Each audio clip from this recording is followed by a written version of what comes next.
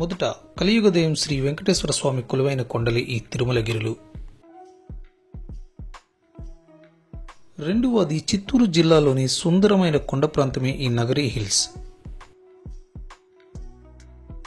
నాగాలాపురం కొండలు ఇది చిత్తూరు జిల్లాలోని ఒక సుందరమైన గ్రామం. ఈ ప్రదేశం జలపాతాలకి, కోటలకి, దేవాలయాలకి ప్రసిద్ధి. నంబర్ 4 అనంతగిరి కొండలు పురాతన గృహలు, దేవాలయాలు, రాజభవనాలకు ప్రసిద్ధి.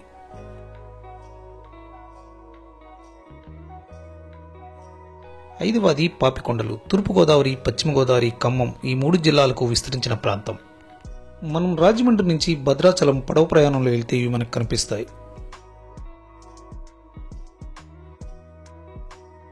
నూట 150 కిలోమీటర్లు 5 జిల్లాల్లో విస్తరించిన దట్టమైన అడవి ప్రాంతమే ఈ నల్లమల. గుంటూరు జిల్లా గూతుకొండలో ఈ నల్లమల అడవులు పుట్టాయి. ఈ హర్సిలీ హిల్స్ ని ఊటీ ఆఫ్ ఆంధ్రప్రదేశ్ అని అంటారు. ఏపీ, కర్ణాటక మధ్య నైరుత్తు సరిహద్దు ప్రాంతం ఇది. ఇది మంచి సమ్మర్ హిల్ ప్లేస్. విశాఖపట్నానికి 115 కిలోమీటర్ల దూరంలో ఉంది ఈ అరకు వ్యాలీ ప్రాంతం. తూర్పు కనుమల్లో ఉన్న అరకులోయ పచ్చదనం, జలపాతాలు మరియు గిరిజన సంస్కృతికి ప్రసిద్ధి. ఇది కాఫీ ఉత్పత్తి కేంద్రం కూడా. ఆంధ్ర కాశ్మీర్ అని పేరు తెచ్చుకున్న ఈ లంబసింగి అల్లూరు జిల్లా చింతపల్లి మండలంలో ఉంది. ఆంధ్రప్రదేశ్ మొత్తంలో తక్కువ ఉష్ణోగ్రత కలిగిన ప్రాంతం ఇది.